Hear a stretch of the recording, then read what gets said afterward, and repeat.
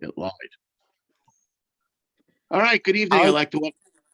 I like your house. It's nice. You got a very nice house.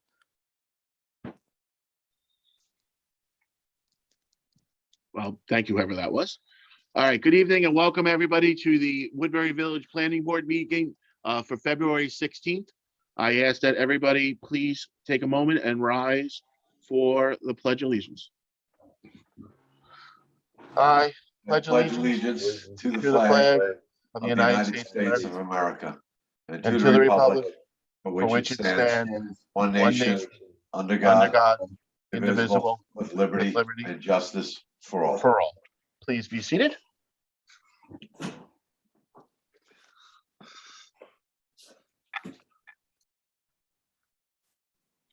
Okay. Oh, I'm sorry. I forgot to share my flag there. My fault.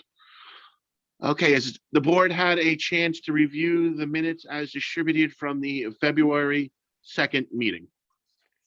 Yes. Okay.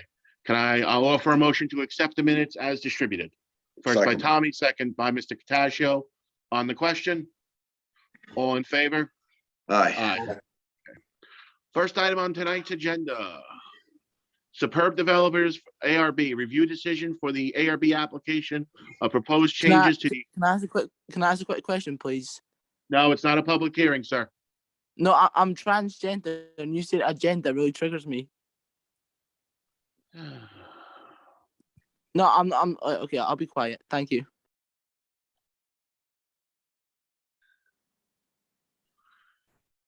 ARB application for proposed changes to the exterior facade of a previously approved office building.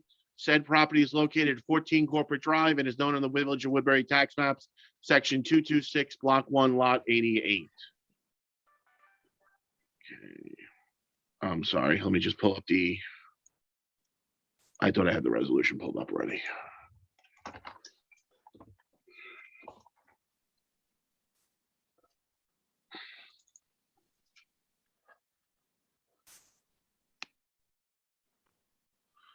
Okay, the board's okay if I do our customary, we'll go over the specific conditions of the resolution.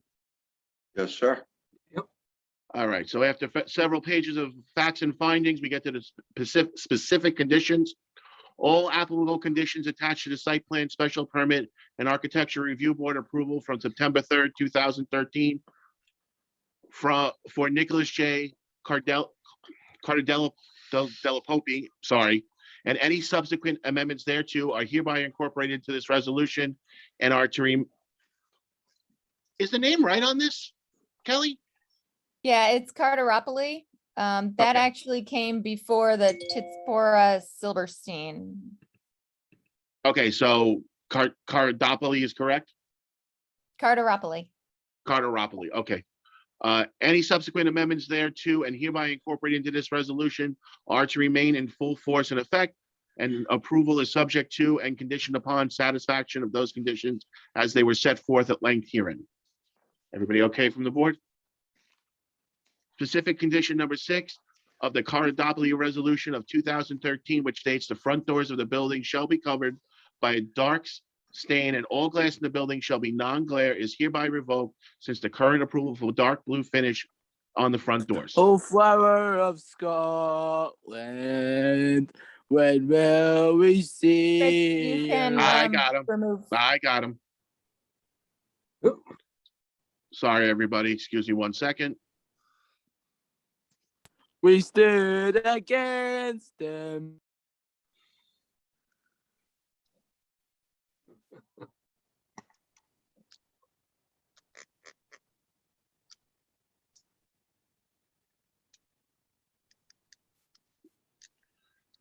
Okay.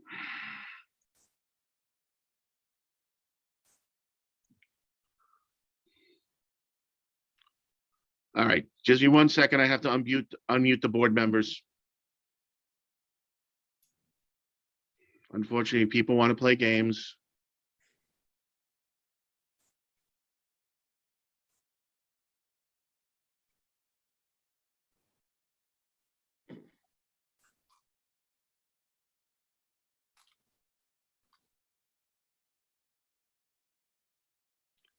Evan, Kelly, Cadagio, Pastel.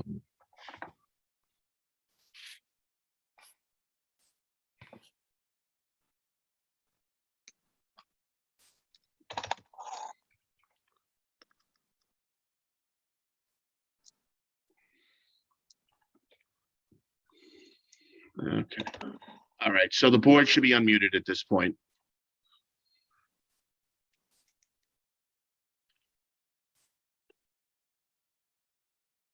All right, we just finished condition 2. Condition 3.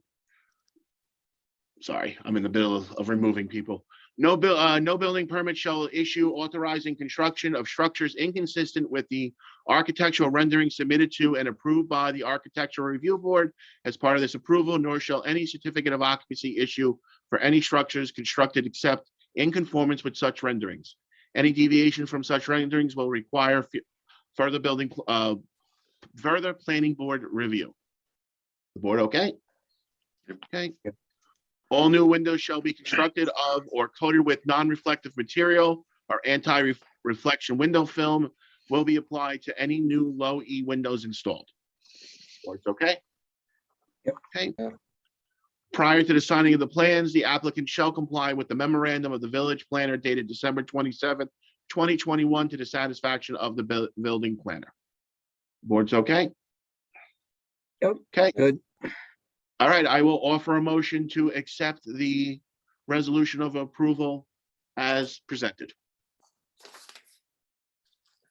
Second by Mr. Cottagio. Any questions? All in favor? Aye. Aye. Okay.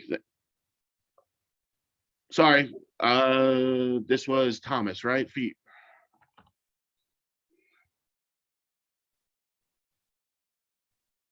Just going to say thank you. And then how do we get a copy of the resolution? And I heard you refer to some particular 27 or whatever.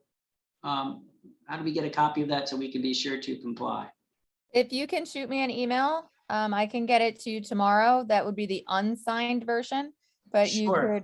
I could send you that, and then I could send you the others that are referenced within the resolution. And your email, Kelly?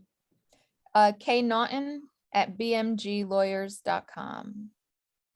Perfect. Listen, thank you all for your time and consideration. Okay, good night. You're welcome. Have a good night, sir. All right. Moving along. Next item on the agenda, this is a public hearing for Woodbury Fresh for proposed site plan, special permit, and ARB of proposed conversion to 2 existing retail spaces into a specialty supermarket. Said property is located within the Woodbury Center at 37 Center Drive in Central Valley and is known as the Village of Woodbury Tax Map Section 225, Lot 2, Lot 1.2. All right, I'm pretty sure I know who most of you guys are, so I'm unmuting you. If I miss somebody, just raise your virtual hand and I will unmute you. All right, let's go to our consultants first before we open the public hearing. Natalie?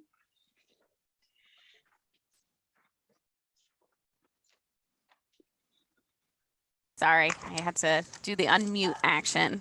Sorry about that. No, that's okay. So our comments on this application are fairly limited at this point. I'll just try to review some of the more substantive comments. With respect to parking, the applicant did adjust the striping at the rear of the building that was discussed at the last meeting. That the adjustment in striping results in a net removal of 10 parking stalls. And was in an effort to accommodate two-way traffic in that area. We've noted previously that overall reduction in parking does require a waiver. So we've recommended that the applicant calculate the degree of waiver that's required as the site exists currently. Right now, the plans show the proposed parking, including Popeyes, which is another pending application before you, but we think it should really reflect the site as it exists for this application. The applicant's plans also now show the location for the delivery van parking. We've recommended a condition of your potential action associated with the special permit that reads delivery vans are permitted for on-site storage in the locations identified on the plan. So it's something that the board could consider if you think that that's appropriate. We did note that in the turning movements that were provided, specifically the fire truck turning plan, there's a vehicle that's parked in the loading dock, and it appears that when a vehicle is parked there, that still is limited to one-way traffic. We looked at it a little closer, and just based on prior discussions with the applicant, we thought that that loading area was actually reserved for Sprinter vans only, and that dimension should fit within the overall addition footprint, and that shouldn't create that conflict. So we're just going to ask the applicant to confirm that, and also recommend a condition of your action that would limit Sprinter van deliveries for that area and no other type of vehicle. And also in consideration of these conditions and referencing the loading docks, I mean, you could see in our memo, we started to describe these southeast and western areas and things like that. It would be helpful to maybe number the loading docks so that if there are any conditions associated with them, then you can kind of clearly tie that to those spaces that you're talking about. With respect to the water and sewer, the applicant provided demand calculations. We reviewed them and don't have any comments on them. We did get copied on correspondence from Orange County Sewer District, and they have comments on the plans that need to be addressed. We've recommended some conditions associated with the Village of Harriman approval and the Orange County Sewer District approval for you to consider. We had comments on stormwater and grading, but I think they're relatively minor and could be easily addressed. And another topic of discussion at the last meeting was the rooftop screening. So the applicant has supplemented their submission with a number of materials to kind of demonstrate what they're proposing and from different angles. We would recommend that the rendering on sheet A903, that's the colored rendering, be updated to include the screening, and that way you can kind of see the colors and the materials of that feature as it is against the existing building. And I think the rest of our comments were relatively minor, related to drafting of the plans and some other technical details, but unless the board has any comments, I have nothing further or Thank you very questions. much, Natalie. Does anybody from the board have questions for Natalie? No, No. okay. Phil? I think Natalie's covered a lot of the items. Everything that we had requested previously has been added to the plans. The new crosswalk in front of the store, which is shown on sheet C-120. The signing was added for the deliveries. We recommend maybe one additional no idling sign in the rear. The one sign as you're approaching just past Aldi there, the positioning of that sign, just want to get some clarification on that and the direction of it. Other than that, the delivery signs have been added. And in the area where those Sprinter vans are being shown, where the 10 parking spaces are being removed, the striping that's there, we'd like them to just look at pushing that out a few more feet, because as you circulate around there, the alignment with the striping on the other side of the aisle doesn't really align. So it's a minor tweak of some of the striping, because when those Sprinter vans are parked there, we like to define that travel path a little bit better. So I think that was pretty much it, and very straightforward. Okay, thank you, Phil. Any questions for Phil from the board? Okay. We're gonna open up the public hearing for Woodbury Fresh. I am going to take a leap of faith here and allow people to unmute themselves. We did have a little disruption at the beginning of our meeting, so I did mute everybody. I have given everybody the ability to unmute themselves. So this is, if you're wishing to speak on the Woodbury Fresh application, I just ask you unmute yourself, state your full name, and direct your comments to the virtual board, please.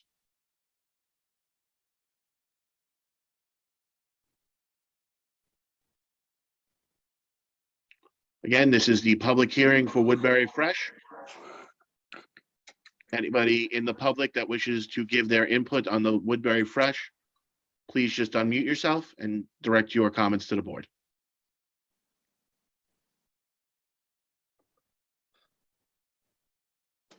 Last call for the Woodbury Fresh public hearing. Okay, I don't see anybody trying to unmute themselves. I don't have any direct messages or chats saying that they can't unmute themselves. So I will offer a motion to close the public hearing. Can I get a second, please? Second. Was that Evan? I think I heard. Evan on the second. Any questions? Sorry. All in favor? Aye. All right, so our engineers had recommended some conditions of approval be added to the draft resolution of approval. I take no objection to them. Mr. Anderson, do you see anything that was suggested that your client cannot comply with? No, we take no exception to them either. Okay, so of course, you'll just have to make that submission, and that will be a requirement before any resolution could be signed. Of course, this application is subject to the moratorium. We have not received a hardship waiver or notice of a hardship waiver as of yet. So what I can do is I can offer a motion to have council draft a resolution of approval when the moratorium is lifted or when a hardship waiver is received. And then we would put you back on the agenda when either one of those conditions are met. That would be great. Thank you. So I offer the motion, as I just stated, for council to draft a resolution of approval with the conditions suggested by our engineering staff to be drafted once the moratorium or hardship is received. Anybody on a second by Tommy? Any questions? All in favor? Aye.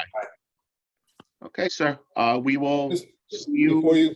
you Yep, go ahead. proceed, I have a question. We filed our application for hardship, and we're trying to understand the procedure since it's not exactly clear in the amendment. I can answer you, Joe. I That'd got be your great. letters and I have them, and I was actually trying to get you a response this evening prior to this meeting. Unfortunately, got a little detained on some other items, but I should be able to get you something tomorrow responding to those. Okay, appreciate it. Thanks. And Mr. Chairman, can we talk a little bit about the roof screening as well, just briefly? Sure. Okay. Okay. Would you mind if I shared the screen? Hold on, I Excuse gotta me. give you.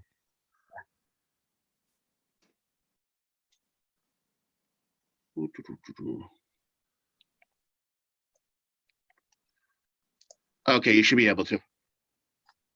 All right. So let me bring back here.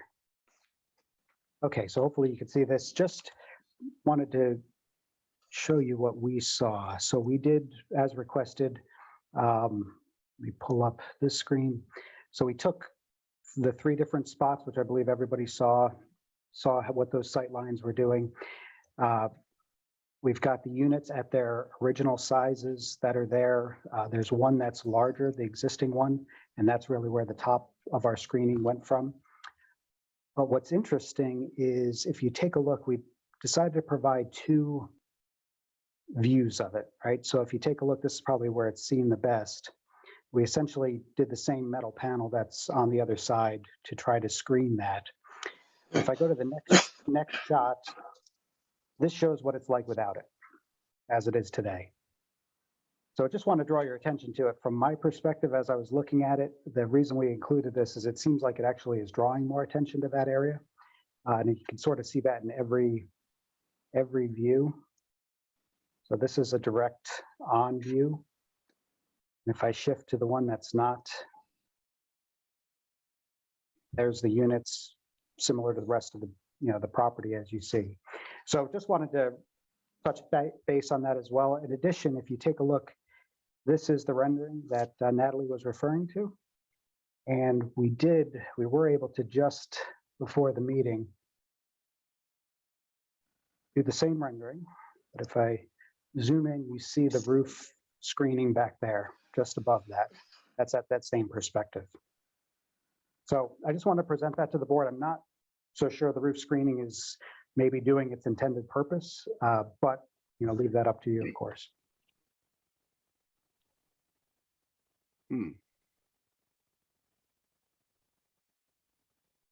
Because it's so far back. That's really the hardship. If you take a look at these sections here, you'll see where the units are. So I know last time we were discussing that just to see if it's worth it in one way or the other. Yeah, well, that was the whole thrust of that conversation, right? To see it with those from those angles, because we were kind of taking a stab in the dark of whether or not it would actually do anything. I think the place you see it the most, to be honest, is farther away. This view down here, view 3, is right at that island. And that's probably your best shot at it. I'll zoom in since I know. So if I zoom in, which of course you can't do in real life, but that's where we're at. And if I go back to, that's the same view zoomed in that spot. My 2 cents is, I tend to agree with you that it's going to draw attention to the area because the rest of the building doesn't have it already. So it's almost like, hey, look at me, I'm trying to hide something here, but don't look here. But that's my 2 cents on it. I agree with that, Chris. What do you think, Evan? Yeah, I also agree. I mean, you see the Staples rooftop units already, right? So Yeah, just to have all of a sudden that this green thing, what about you, Mike? I agree also. I don't see that the screening adds any value. Mr. Cottagio? I'm good. Okay. Yeah, so we'll go with what you guys originally had. Thank you for doing the legwork on this. I'm glad you did it. That's why it's a study. That's great. Appreciate it. All right. We do need, I think, Natalie, we need a completed AR, just a completed ARB form before I can sign the plans. Great. Just whatever the and it just fill it manufacturer, color, and Absolutely. I know you guys you're matching. You're already planning to match the stucco and that. Everything's So to match. Correct. yep. Correct. So I need that before we can sign off on Okay. everything. Very good. Thank you. Thank you. I think I got everything right, Kelly. Okay. All right, sir. We'll see you when either the hardship is approved or not, or when the moratorium's over. We'll get you back on. Excellent. Thank you very much. Appreciate all your assistance. Have a great evening. Thank you for working with us. Have a good night. Okay. Next item on the agenda. This is Central Valley Property Management. Sorry, too many screens open tonight. This is a public hearing for proposed amendment to the previously approved site plan and special permit to include personal service. Said property is located at 252 through 260 Route 32 in Central Valley and is known as the Village of Woodbury Tax Map, Section 230, Block 7, Lot 17.2. Before I open the public hearing, we'll go to our consultants. Natalie, go right ahead, please. All right. So as the board knows, but for the benefit of the public, some of the discussions that have been had associated with this application are related to parking and traffic, which we defer to the village board or the planning board's traffic consultant, and also increased water and sewer demand. So we previously recommended that the applicant provide calculations that demonstrate the most intensive personal service use for you to consider the estimated demand that could occur from adding this use to the essentially approved uses for this building. We do have some questions on the calculations that were provided, just related to the source of figures used to generate those estimates and assumptions that were made. But we believe that once these are clarified and once they're reviewed with the water and sewer administrator, that any action that you take could reflect some of the assumptions and representations that the applicant has made to develop these calculations. So for example, the current calculations indicate that 12 stations and 4 hair care stations could be associated with the barbershop hair salon use. So again, that's the applicant's representation that this is the expected intensity of that use. So if you agree, then any action that you take could limit, that number of stations and essentially sinks. So again, we just are asking for a little more information to kind of bring this home, but those are our limited comments on this. Thank you very much, Natalie. Does anybody from the board have questions for Natalie? Okay, Phil? Okay, in terms of traffic and parking, the submission by DTS Provident addressed our comments on the parking. One of the items we had asked was for some actual observations in terms of their update of the shared parking analysis, which they did provide. We just point out that, based on their shared parking analysis at peak times, basically all the spaces will be utilized. So, but they did provide the information, and it demonstrates that they can accommodate this with the proposed uses. In terms of traffic, there was some discussion at the last meeting relative to the original traffic study that was done. In going back and looking at what was presented, they did account for some of these higher traffic generating uses in their analysis.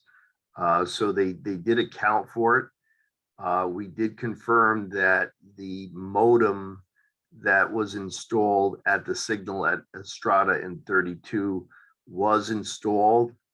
DOT had indicated that they hadn't really made any final signal timing adjustments there to try to work as efficiently as possible at the signal, and that they would typically do that after full occupancy of the building and either a request from the village and or the applicant's consultant to make any adjustments. So the equipment was installed as directed by DOT, but some of the timings haven't been finalized because we're not at full capacity of the facility. So I think those were the items that were discussed at the last meeting, and the applicant has addressed those.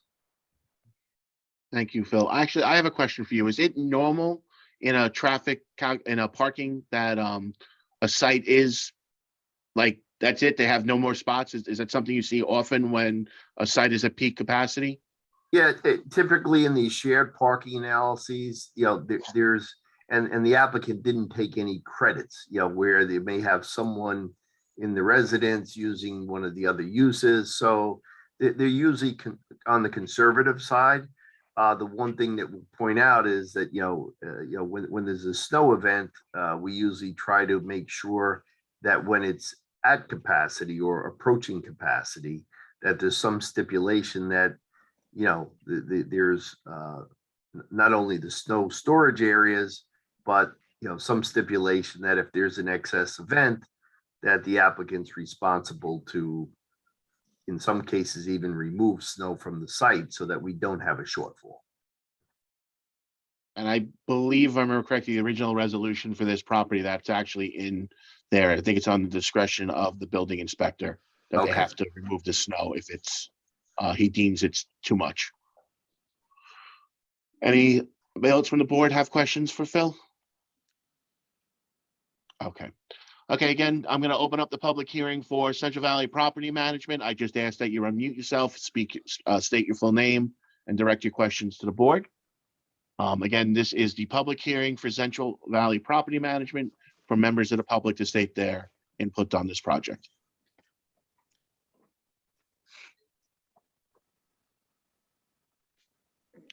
Public hearing for Central Valley Property Management. This is the public hearing for Central Valley Property Management.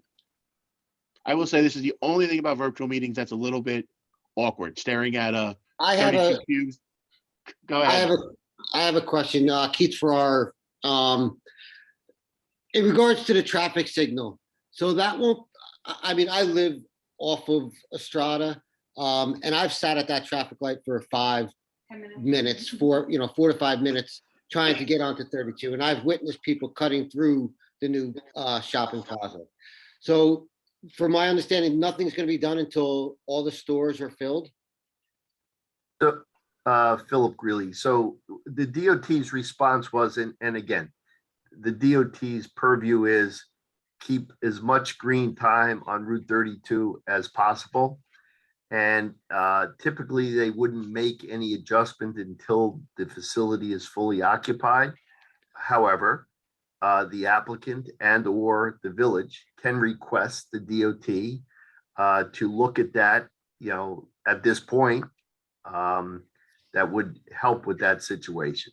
So I think the response from DOT is that they usually like to do it after the facility's occupied.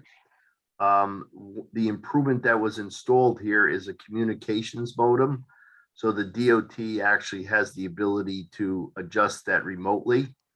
So, at the direction of the board, we can reach out to the DOT, or they can have the applicant's engineer reach out to DOT to see if they would be willing to make that adjustment now. And I appreciate that. And also, I know this is further down on the planning board, but with the hotel going there is going to be a ton more of traffic on Estrada to get onto 32.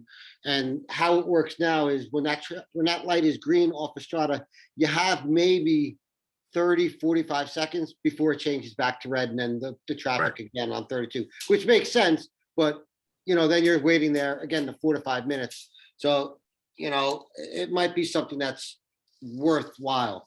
We also have the same issue when something is being done in front of the school, like the water main broke. All those buses were cutting through the back road. What is that, Valley? Yeah. Valley, and then turning around trying to get back on 32. And I live around the corner and work for Smith Clove. It took me 20 minutes. I was like, well, we might as well walk, girls, because it's easier to walk than even for me to drive the car there. So anytime anything happens on those roads, you have all the school buses and all the parents trying to go the back way. Another possibility is you can address the village board yourself, not as part of the planning board, but just that there's an issue that needs to be addressed. Because whether or not anybody moves into the parking lot or the hotel opens up, there's already a problem. So you can bring it to the attention of the village board to see if they can help alleviate it. Well, Okay, I thank think you. what we'll do is, I think we'll have Phil draft a letter on behalf of the planning board to the DOT.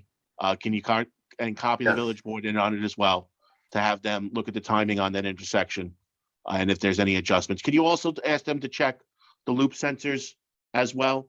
Because I know there's been times I've been there at night when there's no traffic in either direction, and the whole idea of a loop sensor is that to give you the green, right? If there's nobody coming in either direction, depending on how it's programmed. Yes, that's correct. Okay, so if you could do We'll that for, include both of those. thank you, we appreciate it. I know it's not a perfect answer for you, but it's what we can do right now is to see. No, and we completely understand that. I just, while we're on it and you guys brought it up, it figured it the ideal time to bring it up. No, and we appreciate your feedback. This board did express that it did have the same concerns as you did as well with those intersections. That's why we asked Phil to actually reach out to the DOT and get an update on what's going on with that intersection as well. Anybody else on the Central Valley Property Managed Public Hearing? I have a question, Kristen Bear. I also live Yep. on Valley Avenue. And maybe this doesn't really have to do with this, but when that section gets filled to the capacity and there's not enough parking, what's going to happen with the overflow parking? Well, Based on their projections, they are providing enough parking to accommodate these uses. They prepared what's called the shared parking analysis. And as I said, they're at the peak time, they show that basically they're at, full capacity. They haven't taken any types of credits in it, so it's somewhat conservative. But that's the typical approach to doing this. And the shared parking was done originally. They updated it with these uses, and they also included some updates based on what's already being utilized out there. So, that's what we have to go by, and that's the standard approach. Kelly, don't we have a special permit on this site? Place when there's not enough and there are people Right. parking on the Strata So- and then onto Valley and then. Okay, so what I do want to add to what Phil said is that this site is operating under what we call a special permit. Special permits are subject to review every year. What would trigger a review would be if a situation occurs that the local residents file complaints with the building department, i.e. there's not enough parking, things along that line. Those complaints would go to the building department. A year from now, when this permit comes up, the building inspector would let us know that there are issues at the site, and that would trigger another review by this board. There are a multitude of actions this board can take when it reviews the special permit in a year from now. I really can't go into what they could or couldn't be because it would be based on the complaints that are brought to this board. But there is some remedy if it does get bad in that area that the citizens do have to help potentially rectify it. I hope that makes I hope I explained it clear enough, right, Kelly? Or did I fumble over that? I was gonna say, I can't explain it any better. That if there's an issue, report it to the building department, and if it's a big, if there's enough issues, we'll come back before the planning board for review. Okay, thank you. And I just want to also comment that I do see people like now using that parking lot as a cutoff because they don't want to wait at the light. They've speed through it and go out the other side because the light takes so long. Even I leave here at 6:30 in the morning and the light takes forever. So now they're using it as a speed through. True. Yeah. It's like speeding, Okay, speeding through. Trying to beat what the I'll light. do, what I can do for you is I can reach out to the town liaison for the police department tomorrow and let them know that some concerns were expressed at this meeting tonight about cars cutting through, especially with the construction, if they could potentially do an enforcement detail. Typically people get the word once one or two people get a ticket if they do that. And that usually puts a stop to stuff like that. So I will reach out to the town tomorrow and let them know there is an issue with that as well. And if they could. Any other comments for the Central Valley property managed public hearing? Yeah, Chris, are we limiting on the proposed amendment? Is it either or a barber shop or hair salon, or they can have both? I think they're asking for both, if I'm correct, right, Steve or Jerry? Sorry, Jerry, I presume you're here for this application. I am. I believe Steve's on. If I could answer that, yes. So I wasn't allowed in until about 5 minutes ago. So at the last board meeting, you asked for some more detailed information regarding sewer and water demand. As we've always stated in this project, it's speculatory in nature. We don't know what the market's going to bring. We are governed by zoning. We are currently in residential on the upper levels, and we were like the purpose of this amendment to the app is to allow for personal services, which are also permitted uses. So one of the things we presented the water demand. You asked for some additional detailing. We took a very conservative approach to calculating the potential additional water demand from the originally 6,800 gallons a day that was originally approved. And we took, based on DEC guidelines and standards, we just picked a number. We know that the barber who was interested at one point in time wanted 3 chairs and 1 sink. They were talking to a salon also who was interested, and they were looking at somewhere in the neighborhood of 6 chairs and 2 sinks. So we said, let's bump it up a couple of chairs and another sink so there's some latitude and we don't have to come back here again, 6 months from now to do this again. And said, okay, we'll take this number, which is, we think, high number in terms of potential workstations, water for the 7,100 square feet. I think you're breaking up, Steve, or is it just me? No, he's breaking it up. Yeah, He's breaking up. you're frozen, Steve. Restaurant. So we have that. Let me send him a message.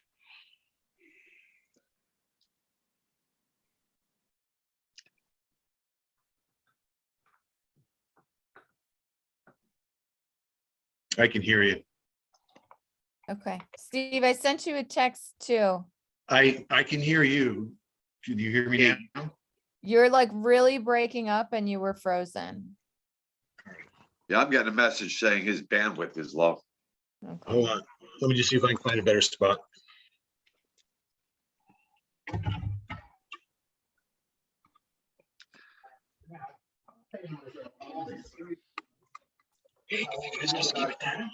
So Steve, if you will, I'm not sure if I'm muted or not. No, you're not. We hear you, Jerry. Okay, so what Stephen was going through was, you know, we have some potential tenants. We have 3 of them that are personal service, and there was a barber shop. We hope they're still available. They're still willing to come to us when we get this resolved. There was also a salon. They did it on the high side, and that's what we presented. We went with more chairs than we have interest in. We went with more sinks than we have tenants requesting. But there's also the restaurant use that has a lot of water usage. And I'm sure that Steve last time shared with you the usage to date on the property for the apartments and the 1 occupied space. So to date, it was a letter from the water department that indicated that that water meter, since installed, billed February 1 to January 2001 to January 19, 2022, a total amount of gallons of water that was used was 247,224 gallons. And I believe that when Steve did the initial application, they had to use the conservative number of 110 gallons per day per bedroom. And I believe that comes to 570,000 gallons for the year. So obviously we have a conservative number, as you know, all good planners do, so they don't have a problem. And there's redundancy and there's overkill, or what the proper term is. And so we still have an excess. We had 570,000 gallons predicted for the 8 apartments being occupied, and we only used 247,000 gallons. And we have stay-at-home moms with children. We have couple of tenants that work from home, and we do have 2 that actually have a standard type. You know, the tenant actually goes to work for 10 hours a day and comes home. But we have a good cross section of the tenants, and with that cross section of tenants in 1 year of actual usage, we can show that the calculation used early was almost in half. 60% of what was estimated for the residential apartments was actually used. And I think hopefully Steve looks like he's got good signal now, and I'll stop talking. Can you hear me? Yeah, we can hear you now, Steve. Well done, Jerry. I did briefly present the billings and the actual consumption, in real time for the 356 days that those apartments were fully occupied. And we are, we're over, less than half of what the design calculations that were used as part of the original approval were at. So I mean, it's okay. Hold on. Let's pause those thoughts for a second. Let's just finish up the public hearing before we get back into that. Last call for public comment on Central Valley property management.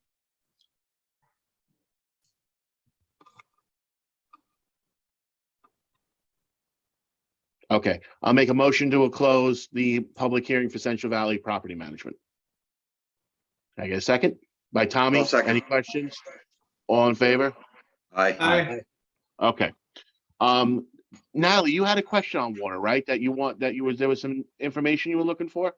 Yeah, there were a couple of comments in our memorandum. I appreciate the applicant's response and sort of summary of, their values being conservative. And also, I think we talked about it at the last meeting. It's helpful to understand what's being used to date in comparison to what was estimated. Like I said, I think the questions in our memo are relatively minor to respond to. One of them is specific to a reference that was used, like what reference was used to generate that estimate. And then also there was a minor correction in one calculation that was required. And then I think the last specific comment had to do with just what was used to generate the assumptions, the 12 stations and 4 hair care sinks. So I think that now Steve and both Jerry have advised and responded to that particular question. So, and it's conservative. And again, it would be my recommendation that any action you take, restrict that as long as the applicant agrees, and, there really shouldn't be any issues. So if the applicant could provide a revised demand summary, we will review it with Mickey. And it's my understanding that this is subject to the moratorium. So there should be ample time to have this corrected in between now and when it could be approved, if that's what the planning board pleases. Does that Thank help? you. Yes, it does. Thank you, Natalie. I have an additional, I have a question regarding signage at this site. The original approval shows just the gold lettering above the signs. That's what's on the original ARB approval for this site. And there was a note in the original approval that if a multi-tenant panel sign was going to come in, they were going to return to ARB. It seems that with the one store we have in there, we have this blue and white paper sign in the window above the door and no gold sign. So what is the actual intent for signage at this building? I would say that what we need to do, just like you said, what we need to do is go back to the planning board, separate and apart from this one issue here. We're trying to get personal service approved, and whether the water moratorium or not is decided, we're looking for an approval on personal service. We have a drop-off dry cleaner, doesn't use any water, so there's no reason to hold that applicant or that tenant from being out of the building. So I think we should look at this in several ways. And right now we have the water use for the restaurant. If we have a calculation for all the water to be used at this facility that's already approved as part of the willing to serve letter from the water department, when we first got the approval issued from the water department to the planning board, if we have 780,000 gallons of water to date, I'd be happy to say that we cannot bring an application or a tenant that would exceed those counts. And we can give you monthly calculations based on the water usage verified by the water department. But in my estimation, we have 750,000 gallons, we're using 200, and we're holding off bringing tenants in and trying to figure out if they can have 12 sinks, one sink or one station or not. This is a personal service use application. And there's merit to talking about water use and what have you, but we have nowhere near even approached the threshold that we originally indicated and was approved to have used at this facility. And the Village of Woodbury Water Department, when we got our letter to serve, they had said that they will serve at that point at the approval process, allow us those many gallons of water and sewer uses at this location. So until we cross that, I don't want to see this application be delayed until the water moratorium is decided, because we have not even begun to reach that. So that's one issue. Going back to your question about before you signage. go on to that Jerry, issue, I got to stop you right there. We're going to take, you want to take the water issue, council's going to take the water issue right now. Okay. so as far as the water issue, you are subject to the moratorium. There are exemptions that you can apply for. Those are before the village board. This board cannot do anything to get you out of the moratorium. So while we hear your arguments, this board cannot. Okay, so do can I that. ask a question about that, please? I thought that the moratorium was based on any property or project that did not go through the EIFS process. So if it's a new application, this is an existing approval in place. It's an existing approval that you are requesting a modified special permit for, which makes you subject to the moratorium. Okay, so that is for an intensive water use? Is that what we're saying? I am saying that you are amending your special permit for a personal service use, which makes you subject to the moratorium. For all personal service? For all amendments to a special permit.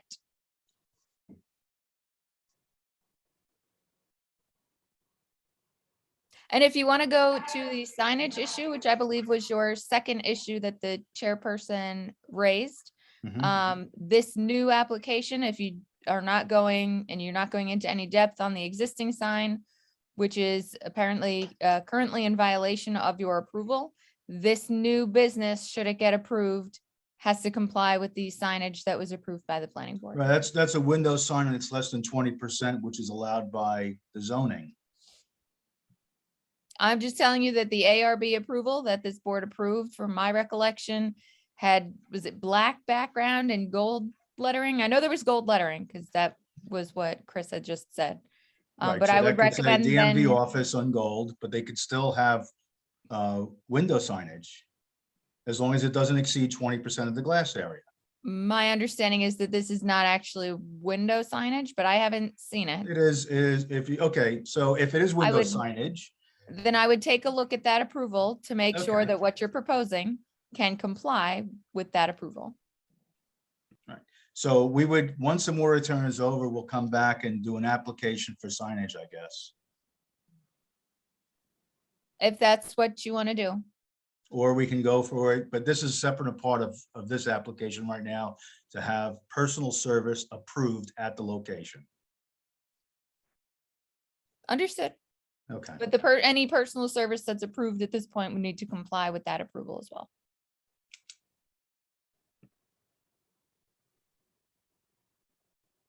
Does the board have any other questions? Nope. Does the board wish to take any action this evening? Not yet. If I could just ask some questions to the board. I know Natalie had a couple of comments regarding water. The first one was, how do we come up with the number of stations and sinks? Which I explained to you, how we did that. And we also took a very conservative approach in that process. There was another question regarding I believe, I'm not really, the first comment, I'm not really sure, Natalie, what that meant. I think it meant, how did we come up with the demand for the existing personal service use? Is that what that first comment means? Yes, you have a multiplier of 0.1 gallons per day. That I can't find that multiplier in any technical resources that I have, so I've asked for you to advise where you got that. That's, I believe, was part of that, was used for the original 6,624 gallons a day. For that use. Yeah, you've brought that number up a couple of times already, Steve, and I am not sure. I mean, I know the original approval was for 3,956 gallons per day. So this 6,000 that you're referring to, I'm not sure. But again, if you can look at that specific multiplier and address where that came from, I'd appreciate it. Are we okay with the chairs and?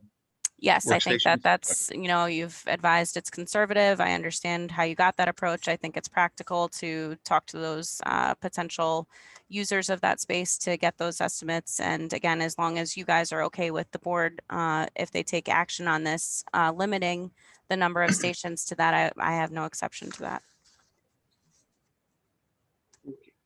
We do have 60 days to take action from a close of a public hearing, so we actually aren't under the gun to take action tonight. We could wait for that information to come into you and you to review it. But it's up to the board's pleasure.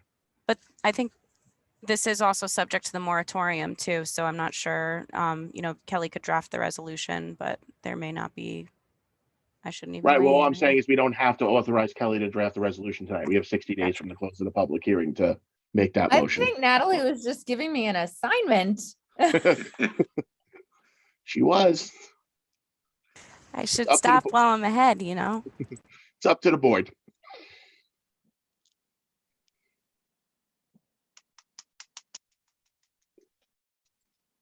Okay. We have 60 days for everybody to think about it and then authorize action, the council. So I will set myself a reminder for the next meeting to bring this up. All right. Next item. Next item on the agenda is Hollander 19 Sunny Lane, review documents submitted for ARB and ridge preservation for a proposed 14 by 44 replacement of a rear deck on dwelling located 19 Sunny Lane in Highland Mills. Said property is known in the Village of Woodbury Tax Max, Section 217, Block 5, Lot 8. Do we have someone here for the Hollander application? Oh, how you doing, John? You should be able to unmute yourself. Hi. Steve, you gotta mute yourself. I just muted him. I just muted Okay, himself. Sorry, John, go ahead. If you could just give us who you are, what you guys are here looking for, a little overview of the project, that'd be great. I'm the neighbor of the Hollanders. I'm also a general contractor licensed in New York City and Westchester County for home improvement contractor. They have hired me to build them a new deck. The old deck, I can share my screen with you in a little bit if you'd like, but the old deck spanned the whole width of the back of the house because there's a door, there's an ingress egress on each end of the house. So that's why the original deck spanned the whole length of the house, but it only projected 8 feet from the house. So it was like a sort of narrow hallway of a deck. And it was very difficult for them to use. And you probably received a letter from Bela Hollander dated January 18th. Should I read the letter? It's only 4 lines long. Yeah, go ahead, sir. It's fine. So she said, I'm just here representing her. So she said, to whom it may concern, please find enclosed my completed application for a new deck at 19 Sunny Lane. The original deck measuring 43 feet by 8 feet. So 43 feet is like the length of the back of the house, and 8 feet was the projection of the deck, is in severe disrepair and needs to be replaced. The original deck was a long rectangular space and was barely usable due to its small and odd size.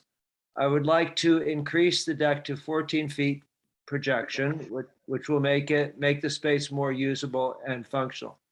So in fact, she hired me a while ago to do this project. And because the rear deck was basically falling down, I took it down. I removed it for her. She wanted it gone. So I took it down and I reflashed the, the flashing is it's an aluminum, it's a thin aluminum metal that goes on the house between the siding that's above the deck and the siding that's below the deck. It's flashing. You guys, I'm sure you know about this. Yeah. So I reflashed that area, and I could share with you some images if you like. Well, anything that you can share with us that will help visualize the project.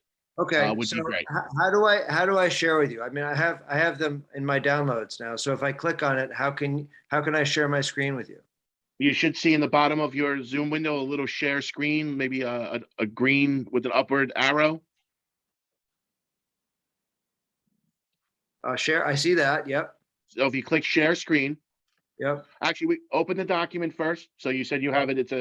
So open the document. Okay. So how do I leave that? I have this share screen up. All right. So click share screen. Wait a second. And then a window should pop up and it should ask you what window you want to share. Okay. Okay. So now go ahead and open the document you'd like to show us, except your tax return. Okay, so I'm going to share with you a picture. I'm sharing with you a picture of the original deck before demolition. You see it? Yes. Yes. So you can see it goes from the full left to right of the house, right? Yep. Yeah, so that deck is like 43 or 40 feet long, 43 to 44 feet long, and it projects 8 feet. So now, let me get rid of this one. How do we get rid of it? So just close this window and then open up your next picture or slide or. Right. So that's the original deck that is no longer there, which you'll see in the next picture. The next picture is of the old deck removed. And it also gives the adjacent homes. The yellow home on the right is my house. The home in the middle is her home. And you can see a horizontal band between the first and second floor that has an aluminum color to it. That's the flashing. Okay, So you can see her house, and then you can see the house on the left, the neighbor's house. So the original deck is gone, and you can see the footprint of the original ledger for the old deck goes the full length of the house. And all she wants to do, as is indicated in her letter, is to extend that from 8 feet to 14 feet so she can actually, use her new deck. And then at the far left side, she wants it to add a staircase so she can access her backyard. okay. That's it, basically. All In a right, nutshell. thank you. Does the board have questions for the applicant's representative? All right, Natalie, I know you had a small little, some comments on this application, if I remember correctly. Yes, I have relatively minor comments related to your ARB and rich preservation laws, which is really what has brought this applicant before you. We advised the applicant of certain materials that you typically review, the photos of adjacent homes, which the applicant has shown you, a rendering of the new deck on the existing home, an ARB form with the colors and the materials proposed. But something that's a little bit more threshold, and I, will sort of defer to Kelly on, how it's going to be handled is this lot is currently approved for a seasonal use. It's not clear if it's being operated as a permanent use currently, or year round, I should say. And additionally, the lot itself is undersized for the zone that it's located in. It's in the R2A zone, and it doesn't meet the requirements for a typical lot in that zone for lot area, lot width. The existing home, it encroaches on the required front and side yard setbacks. And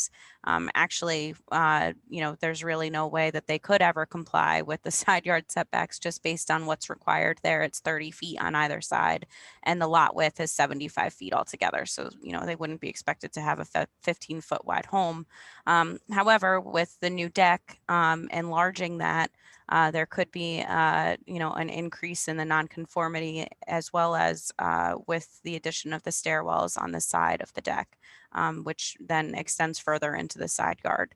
So those are the things that we've kind of identified in our memo, and just we'll have to work through that and how this application could proceed. Thank you, Natalie. Does anybody from the board have comments for Natalie? So, Kelly, wouldn't this be a pre-existing non-conforming? Well, yes, for the seasonal dwelling unit, it is. But if it's being used year round, then they need to come before you and comply with section 31026 of your code. But the use of the property as a seasonal dwelling unit is a pre-existing non-conforming use. Now, what about the deck, if the original 43/8 deck that was already there? So that's actually a little bit more interesting, at least for lawyers. Sorry. So the expansion of the non-conforming use for this can go to the ZBA, and they're allowed to expand by up to 10%. And I know this board has seen that before when something goes to the ZBA for the expansion and then comes back to you for ARB. However, I found out that this project actually had an addition that was put on the dwelling in 2019. So it actually needs to go back to, and I only found that out this afternoon. So it actually needs to go back to the building department and the building inspector for a determination as to whether or not they've already gotten and received an expansion of 10%. So I would say that's probably the applicant's next step, is to go back to the building department on that issue. So they're looking for two things, right? If they have if it was ever converted from a seasonal to a full-time usage, that would have been a special permit that would have been issued for that, right? Or a variance? I think it's a special permit under your code, but they didn't apply for it, and the applicant has a CO for seasonal use. So I don't know if they're looking now to convert it to permanent. I don't know if they live there permanently, which doesn't comply with your code. But if they are looking for that, they can make the application to convert it to seasonal dwelling. I can answer that Okay, since they're my neighbors. okay, They just use the house seasonally. And that's Oh. they just plan to, they live in Brooklyn. And Okay. they continue to use the house in a seasonal way. And they just want to have a safe deck to use. They don't want to be left without a deck. We don't want to get caught up in like, red tape and no deck. We want to, have a place that they can safely use in the spring. They have holidays coming up towards the end of May that they want to be able to celebrate with their family on their new deck. That's going to basically be the exact same footprint as the old deck, except safe, new, and projecting 6 feet further than the old deck into their property, with a set of stairs going down at the side. So that's as far as the renderings. I know you had mentioned that. I believe that having computer renderings would be, expensive, and you'd have to hire somebody to do them. I don't know if it would really be of a great benefit to this process. I can tell you, as their builder, that the decks are going to be cedar decks. They're going to be very high quality cedar decks. I've known Gary Thomasberger for many, many years, and he knows about the decks that I've put on the back of my house. They're he's also retired. cedar. I know. Oh, I know. okay. I thought you thought he was still there. I was like, no, he's not. I know, but he was a friend of mine. So whatever goes in the back of their house is going to be of the highest quality and of the, best possible workmanship that you can imagine. And they're paying good money for it. They're paying a premium for this addition to their home, and it's going to increase their property value, and it's going to increase the value of property in the town of Woodbury. So I encourage you to approve it for the sake of practicality, for the sake of respect for their property ownership and their usage and their expectations, and for the sake of bringing up the community and the standards of construction that we observe here, which should be very high, and will be if I'm the one who's building it, which I will be. I don't think anybody's doubting your ability or the quality of work that you would be doing for your applicant. We just need to make sure that we approve it in the proper and legal fashion. That's all. There's no question here about whether, what kind of quality work you're gonna do. We just got to make sure if we approve it, we do it the right way. And that's what we're just talking about right now. Okay. I went past, just for the rest of the board, I drove past where the applicant, it's down Sunny Lane a little bit. You really can't see it from the road. There's a lot of trees and stuff on both Bakertown and behind Sunny Lane where this house is. So I don't think it's going to be an issue as far as view quarter goes or ridge preservation, because it's below the roof line of the house. So unless they plan on erecting a 30-foot sphere on the back of the deck, I don't think you're going to see it from Bakertown. If I remember correctly, we have the ability to waive that requirement if the board feels we don't need it to make a decision. So that's up to the rest of the board. I don't feel we need renderings to make a decision on this application if we should, but how's everybody else feel about that? I just have a question about the ARB. So if we determine it's not visible from the view corridor, even though it's above elevation 750, does that mean it's ridge preservation still applies and therefore ARB still is required? Well, ridge preservation would be knocked out if we determine that it can't be seen from a view corridor. So that's where the ridge preservation piece of it would come into play. Go ahead, Devin. No, so then would the only thing triggering the ARB be the square footage at that point? I believe, right, Kelly? That's would be triggering the ARB review, right? Well, yeah, they're making changes to the exterior of the dwelling, but before you go down too far down that way, I think that the applicant needs to return to the building department to see if they're even allowed to come before you at this point for ARB to see if that because they would have to go to the ZBA before back to you for ARB if they're allowed to get the 10%. But like I said, there was an addition in 2019 and I don't have the building plans, so I don't know what that addition was to know if that was 10%. If it wasn't, they may be able to. I just don't have the floor plans or anything like that. So I would say they need to go back before and ask the building department. And I can talk to the building department tomorrow, Mr. Yastian, if you want, and have them reach out to you. I can show you from that image what the addition was, if you like.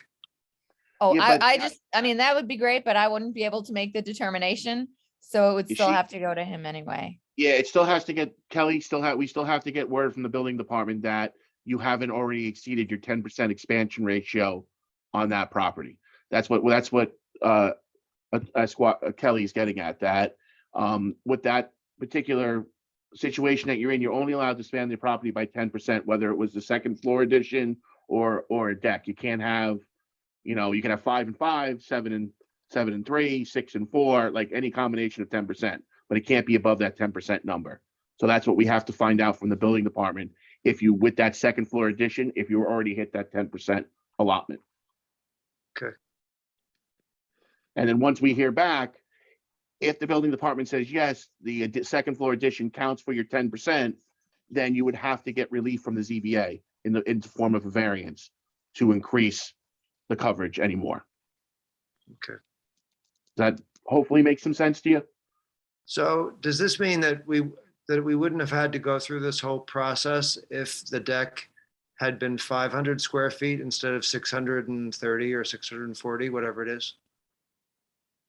No, no matter what, because this is a non-conforming use, being a seasonal dwelling, you wanted to make exterior changes, you would need to go to the ARB for the exterior changes, but any changes that increase really the usable square footage there would have to go to the ZBA because it's the non-conforming use of a seasonal dwelling. Okay. So John, are you okay reaching out to the building department tomorrow? Do you want Kelly to reach out on your behalf and have them contact you and she can explain what you're looking for, or? No, I'm fine with reaching out to the building department. I'm just not sure exactly what to ask them. So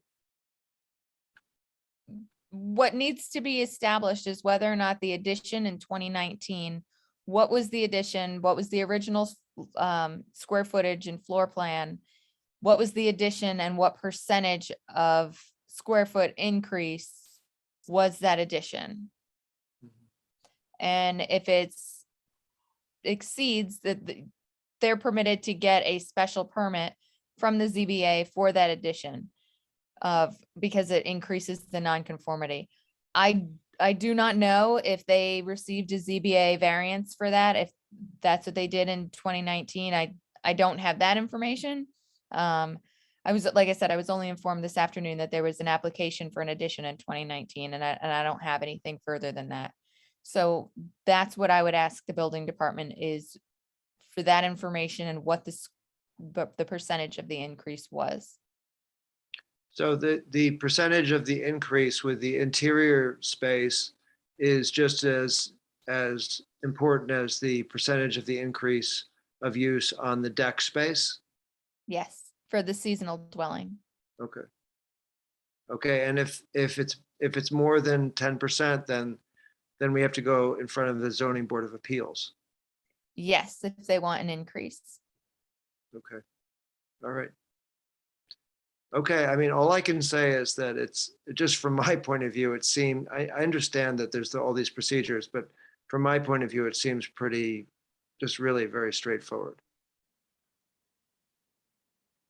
I understand, but unfortunately, the zoning code supersedes what we're allowed to give it a potential approval on. So we would be acting in bad faith if we told you, and out of our realm of approval ability, if we told you it was okay to put the deck on tonight. We can't tell you to do something that's not legally allowed. Okay, understood. All right, sir. So as soon as you hear back from the building department, I'll speak to the building department tomorrow as well in the afternoon, and then we'll get you, they'll either send you to the ZBA or he'll let me know I can put you back on our agenda and we'll go from there. Okay, thank you very much. All right, thank you, sir, for your time tonight. Good night. Thank you. All right, next item on the agenda is Courtyard by Marriott Rainbow Group. This is a review and discuss revised documents submitted for proposed site plan, SWIP, EAF, and traffic impact study for proposed 108-room hotel to include guest amenities, parking, and associated utilities. Said property is located New York State Route 32, Turner Road in Central Valley, and is known in the Village of Woodbury Tax Map, Section 226, Block 1, Lot 6.1, 7, and 8. Mr. Chairman, I think there's a Bilal Ahmad in the waiting room, who is the applicant on this. I have nobody in the waiting room right now. No one? All right, he might have dropped then. Did he sing about a Scottish flag? Just kidding. I don't think Carlito was here for the beginning of the meeting. I think he missed that Oh, fun. I got to experience it. Oh, okay. All right, so Carlito, Steve, who's talking about? I'll just start and I'll hand it over to Carlito. As you know, we've been on this project for a while. We have there's been a lot of moving pieces. We have a couple of neighbors that we've been coordinating our efforts with. We have the Department of Transportation that we've been coordinating our efforts with, the planning board, and at one point in time, the village board. We have been working with the DOT to come up with a plan where we can have 2 access points to the proposed hotel site. We've worked with them. We've also coordinated this effort with our neighbor. As of right now, the plan that's before you is really the concept plan that Carlito's firm developed in conjunction with the DOT to provide 2 means of access to the site. And from there, I'll just turn it over to Carlito.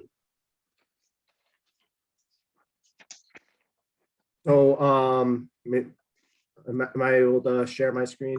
Yep, go ahead, sir.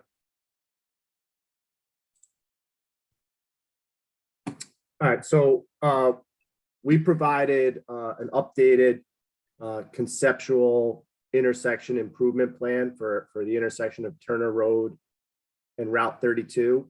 And as you may recall, as part of the process with the original traffic study that was prepared and the DOT permitting process, DOT required that the Turner Road intersection be reconfigured to have a more controlled point of access as it entered into 32. Right now, it's a wide open swath of pavement, as well as providing a dedicated southbound left turn lane from 32 onto Turner Road.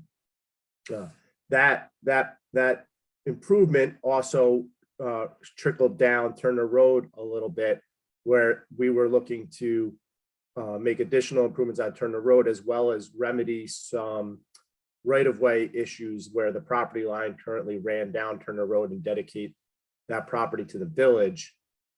At the planning board's direction, we went to the village board of trustees to get their opinion on acceptance of the improvements and the work that we would be doing in the right-of-way and the associated right-of-way dedication. They did not. I believe I believe they were negatively disposed to the improvement. So where that left us was having to do an improvement that was required by DOT, but having to stay out of the village right-of-way. So what you see now is, and I'll try and zoom in a little to the intersection. The DOT right-of-way line runs actually down the center of 32. So the same issue that is experienced on Turner Road is also an issue with the existing right of way on 32. It comes in and then it travels back southerly towards 32 again. So this is the boundary of the DOT right of way line. So we presented a concept to DOT where all the work would essentially end at that right of way line and wouldn't go into the village right of way. DOT has conceptually approved that plan. So we're back before the planning board tonight to get your thoughts on the plan before we start the formal design of this revised improvement. Okay. Thank you, sir. Does anybody from the board have questions for Carlito or Steve before we speak to our consultants? No? All right, gonna mix it up a little bit. I'm gonna start with you, Phil. Okay, so we have a letter dated February 10th, which summarizes our comments. The first item is what Carlito described, that the applicant's plan, concept plan, does all of the improvements within the state right-of-way and or lands that they control. There will be some frontage along their property that will be dedicated to the state in order to advance this improvement. And there was an email from New York State DOT Region 8, which conceptually approves that alignment, which is the variation from the original plan that was submitted. We have a couple of comments relative to the right turn in, right turn out driveway, which is shown being controlled only with striping. We would recommend that the applicant look at some mountable curb island there so that it better defines the ability for people not to make illegal turns. There's other details in terms of signing and other items that DOT would require, but I think that would help in terms of positive control at that intersection. We think it's important to show the positioning of this relative to the Beer World application that was presented, just so that we're not creating any kind of an issue potentially down the line. Number 3, it appears that they're showing a sidewalk, I believe. So we have to decide whether we want a section of sidewalk along the frontage, and that would also be on the DOT permit, but I think we should provide some direction on that. In terms of, the emergency services had reviewed this plan a while back. I think we need to get their input again with this modification to make sure they were okay with that. The area near and on the concept plan, I think it just needs to be better defined where the exit is from the martial arts building. Just how that all ties in. I think it's fine, but it's a little unclear there. We were looking at the width of Turner Road and, looking at possibly improving that. There's an area where it necks down and it narrows somewhat, but maybe the applicant can define exactly where we have the full width as to where their driveway is on Turner Road. We just wanted to make sure we have at least that 26 feet, and somewhere in that vicinity, the roadway necks down. So we need a clarification, and I think it should be at least the 26 feet. And we should have the input from the emergency services organizations again, based on this new plan. I think those were the main items. Martial arts. And then the only other item that was, I think, more of a global discussion item relative to this whole portion of the corridor. There was discussions at various times about potential signalization. And I think the last response back from DOT was that this intersection didn't meet their warrants for signalization. And I believe with the other application further south of here, they were not opposed to a signal being installed, but it was unclear, at what point in time that may be necessary. So I think we just want a clarification of DOT's position under this plan, because the plan is slightly different, to make sure that their position relative to signalization is still in fact the same. And I think those were all the comments we had. Questions for Phil? Is this also being coordinated with the Dunkin' Donut proposed drive-through? Well, I think what our comment was to coordinate with all of the applications. So the other hotel, which is actually right adjacent to Dunkin' Donuts, the state DOT had approved a road extension from that hotel out to Route 32 opposite Oakland Avenue. So I think the answer is, we want everything to be coordinated. The Dunkin' Donut application that was presented is really more associated with the roadway for the other hotel. But clearly, I think there was an overall traffic study that was done for Beer World, this hotel, and the Avalon Hotel. It was never updated for the Dunkin' application, and I haven't seen anything further on that. But yes, the answer is they all need to be coordinated, because that would weigh into the discussion of the signalization in this area of the corridor. However, this focus is really on this intersection of Turner and 32 at this point in time. Got it. Now, Steve or Carlito, with this, there's no actual changing of the curvature to the road right now, right? The improvements would just be the widening to add the additional left turn lane into this intersection, into this project? Like they wouldn't straighten this section of the road out at all, correct? You're saying on 32? 32 itself. No, the alignment won't change. It's just the widening to facilitate the left turn lane. What does change is that we're putting in a more defined intersection as you come into 32 from Turner by narrowing. Carlito, you're also providing curbing, so you may want to pull up your plan again to just, I think the alignment of 32 is being more defined based on your curb line. Yeah, but the bend in the road isn't getting any better. It's going to still be the bend in the road, the bend in the road. It's just going to be a wider bend in the road to accommodate the turning lane. The horizontal curvature remains unchanged. Okay. And is it still your contention that most of the traffic to this side is going to be coming from and going to the direction of the Commons? So the left-hand turn out of the project is going to be the popular way out. Right. Yeah. So right now, right, we understanding that there's other pending applications, but we also have to look at our application as standing on its own. The majority, well, yes, to answer your first question, the overwhelming majority of the traffic is going to be oriented to the south on 32. So to exit the property, they would come out the Turner Road access, come up to 32 and make a left to go south on 32.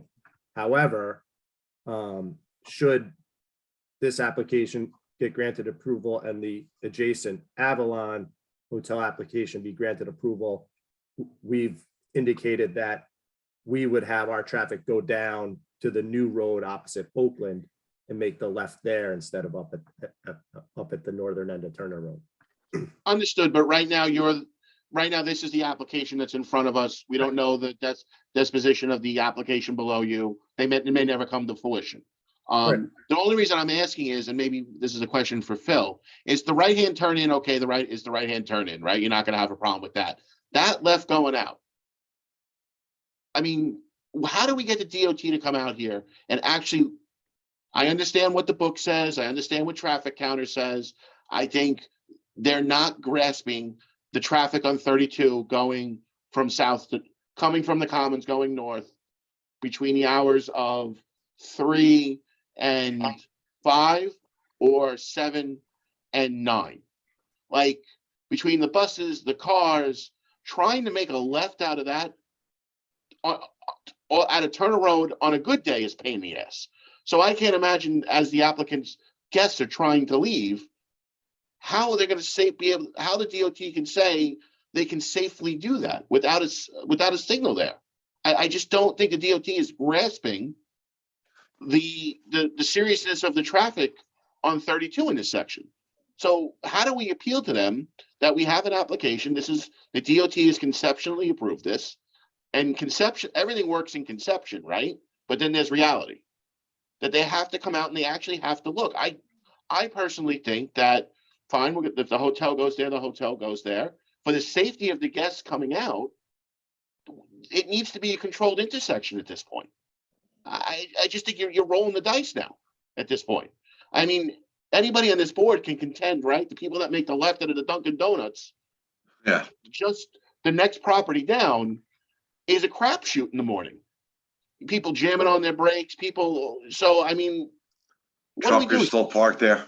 Yeah, I mean, I want if the application goes forward, I want their guests to be safe. You can use leaving Cosimo's as an example. Yeah, okay, yeah, that's another good one, Mike. All the people that make the left out of Cosmo and go across the double left, right? How many times do they cut in front of people? They gun it out at 100 miles an hour to make that 3-second gap. So if we're going to move forward with the application, I think we need to do it in the safest way possible for these hotel guests. And I think an uncontrolled intersection at this point is ludicrous. Yeah, I think, Chris, in terms of, the question about signalization here has to be revisited. If you remember, basically any of these unsignalized driveways, all the way from the south end of Turner, actually from Cosimo's, all the way up until you get past and until you're approaching Estrada. Any of these driveways or intersections, as you stated, in any time in the afternoon or even in the morning peak hour, making a left turn out of either side of 32 is very difficult. And the DOT is looking at these applications kind of individually, but then together. So we just want to make sure, and there's no guarantee that all applications will go forward.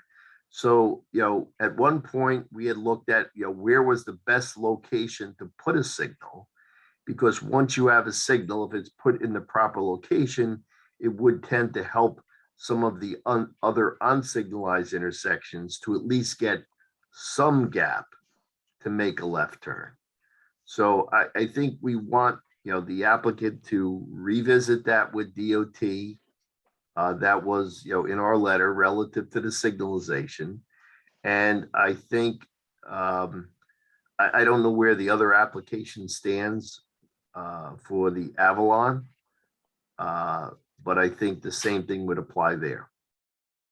Okay, and I don't want to hold this application up on what potentially happens with another application. I want to look at this one because they're Yes. here now. Is it unheard of for this board to write a letter to the DOT saying that after review of your conceptual design, why we agree with the overall traffic movement, we strongly disagree with the fact that this remains an unsignalized intersection based on real life traffic conditions? Yeah, I think we can draft a letter for the board to submit to the department, and they will look at this. I mean, we've already, petitioned them at one point in time, but again, they were looking at all the applications happening and moving forward. So I think we could draft that letter, have the board look at it, and get that off to DOT. Tell them I'll buy him lunch or breakfast to come down and actually look at it so he can see what it actually looks like. I mean, I think it's the only way. None of that. Okay. Okay, a cup of coffee, is that okay? Can I bring coffee from my house? All Is we that have to, all we have to do is get them to come out of the office and look at it. Now, That's all this, I think, I don't think anybody from the board will disagree with me on this. I think that's all we're looking to get them to do is come down and say, okay, we get your concept, but now we need you to look at reality. And we just want you to stand here from 7 to 9 a.m. and look what this intersection looks like. I think that's all this board, and just reconsider the fact that this doesn't need to be a signal. just one other thought, and, again, depending on where DOT lands on this, and this is really a question for the applicant, but if the board felt that the signal was necessary together with these improvements, we could require them to bond it. I mean, sometimes DOT, will say no, and then when they relook at it after the thing is operating, they'll allow something to occur. So that would almost be like a backup position. But I think the first thing is we put a petition, we'll put together a letter on behalf of the board requesting the DOT to specifically look at it because of, the problem with making left turns from any of these, intersections. And the fallback position could be something of that nature. If DOT doesn't agree for the signal to go in now, that they would allow it to go in the future. That's a backup plan. How's the board feel about that? I mean, does anybody else If DOT doesn't approve a signal, does the board have any recourse as to granting the approval of this project based on it having a signal? If you understand what I'm saying? You have your general plenary powers where you are analyzing the traffic. So you have some ability in that respect to limit a development based on the environmental factors of traffic. And obviously I would defer to Phil on that, any traffic impacts, but it is the state's road and they're evaluating it in one fashion. You have your traffic consultant evaluating it as well as the applicants. So the way the planning board would look at it, like I said, is through seeker, through traffic, and see if you'd be able to mitigate any impacts that you see by potentially limiting the size of the development, if that's one way to mitigate it. If there's another way, the applicant could propose that, but that's all I can come up with right now. Okay, thank you. So I think, but right now with the applicant. Sorry, go ahead. Yeah, I was just gonna add, I think there was discussion early on about signalization at this intersection. I think DOT wasn't too keen on it, but I think what they were trying to do is strike a balance with what could be done for something that is currently a substandard unsafe condition with the way Turner Road is laid out. And I don't want to overlook the fact that, the left turn lane and the reconfiguration of Turner Road is still an improvement, right? So that's mitigation that's being offered. And I think that's what DOT is viewing as the mitigation for this project. I know it's not the signal that everyone wants to see, but it's a substantial cost to the applicant to do this improvement. It's probably about $500,000 to do the widening to facilitate the left turn lane. But it still doesn't take away from that doesn't reduce the number of cars passing through the intersection. While it's still not going to help you make a left turn. Yeah, I mean, you can make this a 60-foot wide road. I mean, the volume of traffic is the volume of traffic. I think that's the issue that people are seeing right now. If you look down by where the Woodbury Pharmacy is, by the diner, there is a center lane there for left and right turn. And so if you turn left out of that parking lot and coming south, you can just watch out for northbound traffic and then move into that center lane and then merge south after the southbound traffic passes. That's the ideal, but in practice, people don't know how to use that center lane. Yeah, and here this is still to make a left turn out of the pharmacy parking lot is still not good. Yeah, but I'm saying maybe you could have a center lane here too, where you have the hash marks south of Turner. So instead of just a left turn in, you could have a left turn out. A two-way left turn lane. Yeah, I actually don't think, I actually think turning into a turn lane and then moving into the light lane is actually a traffic violation. I don't think That's the right way you're supposed to make a left-hand turn. If we're gonna, that goes back to the previous conversation. We couldn't propose something that's not legally allowed to be done. What's done in practice and what's done legally are two different animals here. But I mean, all right. So right now that the applicant is asking us to, how do we feel about the conceptual plan? I think we've talked about out. The only hang up I'm hearing is the left turns from here to onto 32. Onto 32. ESO still have to review it for turning radiuses and stuff like that. Carlito, was it going to be mountable curbs? The right in, right out.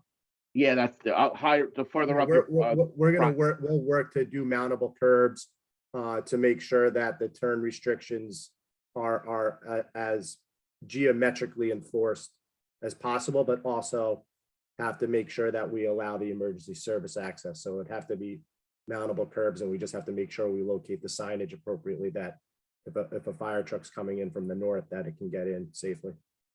Okay.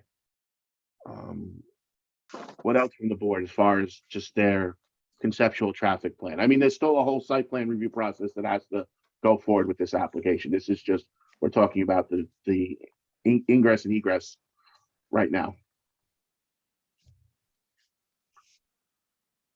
No? Anything else?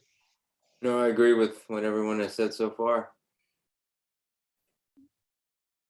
All right, so is Carlito or Steve, is that the feedback right now? Is that what you were looking at for out of the board, or are we missing?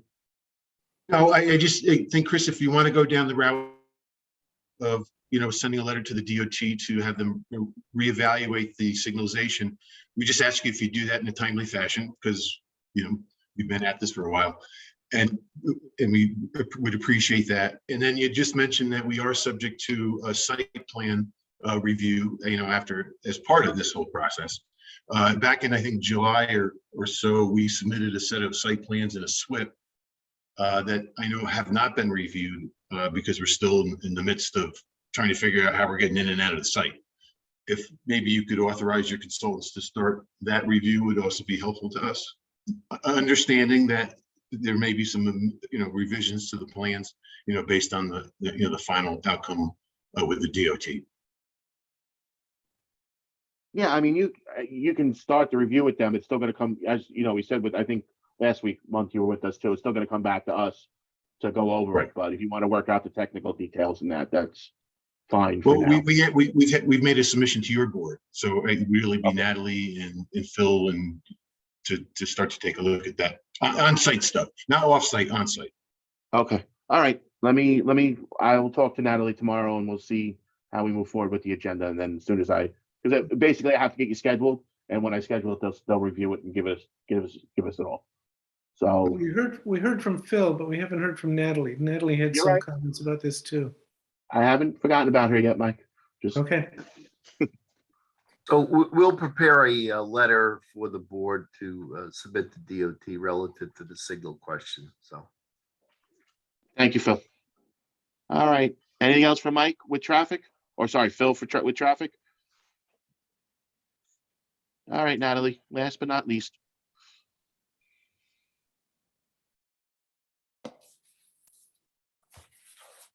Just want to unmute.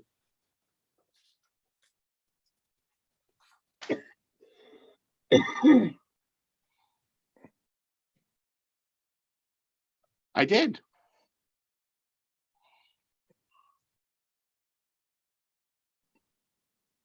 Are you able to send her a request? Can you hear me now? Yeah. Yes, I couldn't click it. I'm so sorry. That's so strange. In any event, hello. And I feel like my comments are relatively minor compared to the, overarching discussion about this concept plan that was presented. However, we did just raise a couple of points about the boundary modifications and, presumptive right-of-way lines versus where the deeded property line ends. So I think some of that can be fleshed out with future revisions. We did also note that the access onto 32, there were turning movements that were provided. It was indicated that the template that was used was a pumper truck, but previously the fire department provided a ladder truck for the applicant to use. So I was just looking for confirmation that that was the same. And again, some of this is a little more detailed than the discussions that we were just having. But also the turning movements showed that vehicles entering the site making a right-hand turn actually would then encroach on the exiting right-hand turn lane. So I assume that the applicant will work on addressing that again geometrically, and also just to kind of contain those movements. Otherwise, you would have a conflict with somebody exiting and entering. We also just noted that right now, I think that the plan that was provided shows just striping improvements at the entrance to Turner Road. So, we'll look to see how that kind of marries up with the existing Turner Road. And we definitely agree with Phil's recommendation that that should be, potentially widened to accommodate the increase in traffic that would, come from the hotel and have to make a left-hand turn onto 32. Understanding that there are certain things, that need to come into play associated with that, but things that could also be reviewed at the time of seeker. And then again, some of these comments kind of carry forward from prior reviews, just discussions with the neighboring hotel and, if there's going to be any interconnection. And as also Phil mentioned, sidewalks, is there any proposed on 32 or will there be, is the DOT requiring them? And again, we agree that the application or the plan, or maybe even a more detailed plan when it's ready, should be referred to the ESO's, the planning board's discretion. So I won't take any more of your time unless you have any questions. Anybody from the board have questions for Natalie? I got one for Phil. And before we get too far down the road, assuming Beer World and both hotels get approved and the prior application, Central Valley, is fully leased out, you think it'd be worth, and let's suppose DOT does not approve of the signal. I'd like to see a digital simulation model like we did about 2 years ago, showing the traffic with all the build outs, meaning Beer World, the hotels. Is that something worthwhile, Phil? So I think the traffic analysis that Carlito had prepared, and he's the same consultant for Beer World. They have all the projections, and in the synchro analysis that was completed at the direction of DOT, there is the ability to provide a simulation. So I think that information could be presented to the board. I think Carlito could take the traffic volumes, because their study that was done for Beer World included both hotels, included the build out of Central Valley property management and the Beer World traffic. So I think he has those projections, or can pretty easily pull them all together and provide you with that simulation. Yeah, I mean, that would show us in real time what it looks like. Yeah, we can present that. The software we used, we have the ability to run the simulation out. And just a couple of quick clarifications on some of the comments. We're not proposing sidewalk on our side of 32. I think there was some confusion. We have an annotation SW, but that's for solid white line, not sidewalk. So what you see is the edge of the travel way, and then the edge of the pavement, because there is some shoulder being proposed, but no sidewalk. And DOT didn't request it. That was the other part of the question, whether or not, They did not request sidewalk. And then with respect to the width of Turner Road, we looked at it quickly today, and the area where Turner Road begins to narrow appears to be beyond our site driveway, and it looks like there's at least 26 feet of pavement width from our driveway to Turner Road. So we think that should be sufficient. but we'll confirm that with the survey in a response. Oh, and just one other comment about the connectivity between the two hotels. We would propose a pedestrian connection. Does that answer your question, Mr. Cottagio? No, I was talking about the traffic. When I said the digital simulation Yes. of the cars moving out to 32. Yeah, Carlito said he could do that for us the next time he's here. He has software that he can give that up. So the next time, I guess, when the application, Yeah. we can run through that. That won't take you long to show us, right? It just digital cars moving on virtual streets, pretty much. Yeah, I can run it at 8 times speed too, so it go super fast. Okay.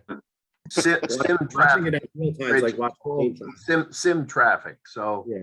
it uses the same information that he's using in the analysis, and it creates the simulation, sim traffic. Okay. So next And time you- you guys are in front of us, if you can Yeah. do that.